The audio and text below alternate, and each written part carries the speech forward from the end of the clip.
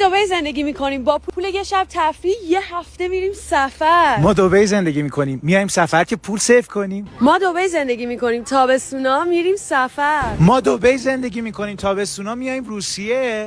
آقا دختر ناموس منی، هموطن منی، خواهر منی، آقا کثافت گوه سگ مرد شورون قیافت ببرن.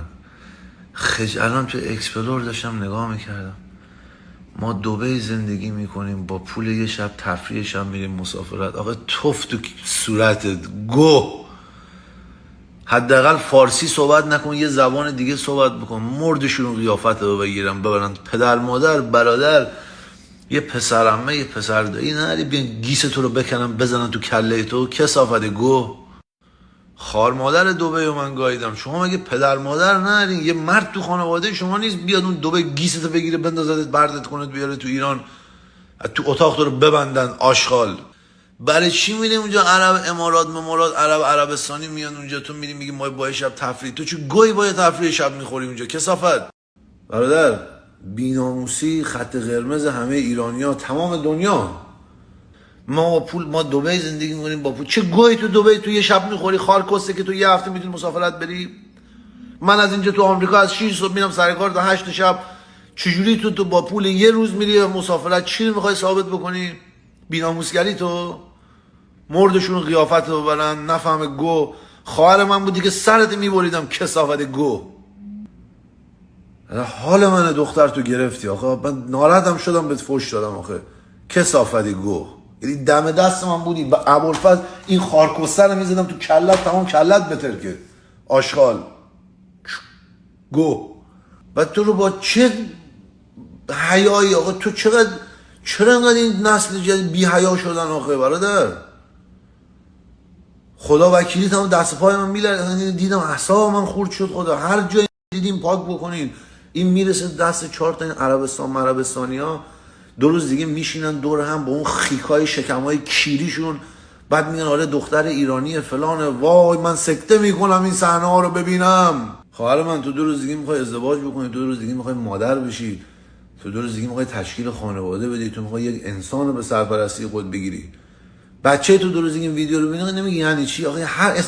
حداقل میگفتی آقا ما ایران زندگی میکنیم با پول یه شب. میگفتی تهران کنه من نمیسوخت.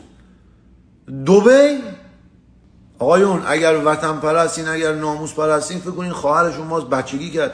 این ویدیو رو دست به دست نکنین، پاک بکنین. هر جا گذاشت این ویدیو رو پاک بکنین. دیشب آقای آیسان اسلامی استوری بر من گذاشته که من به شخصه با اینکه طرفدارشون بودم شوکه شدم. یعنی هنوز باورم نمیشه، حتی کامل ندیدم این استوری ها. انقدر حالم بد شد. آیسان اسلامی هم واسه من استوری گذاشت که من اصلا باورم نمیشه چطوری اینقدر میتونین خشونت داشته باشین به یه آدم. من مثلا چیکار کردم؟ من توی ویدیو دارم میگم آقا با پول یه شب تفریح میتونی یه هفته بری سفر. اینجا میری رستوران 3000 درهم هزینه میتونی بکنی که میشه $1000. من دقیقا رفتم روسیه $1000 هزینه کردم که مثلا این برام خرج کردم و اینا. یه شب اینجا تفریح میکنی 3000 درهم $1000 با همون $1000 میتونی یه هفته. آقا این که دبی شهر گرونی یه چیز عادیه، همه میدونن اینو.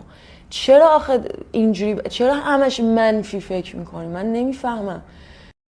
من چه گناه کردم؟ شما باید بیاین توی خونه منو ببینین، باید با دوستای من صحبت کنین تا بدونین من چه جور آدمی هستم. و همیشه نه راجع به صحبت میکنم، ولی واقعا یه سریا نمیخوان، یعنی فقط دوست دارن انرژی منفی بدن، دوست دارن انگار خرابت کنن.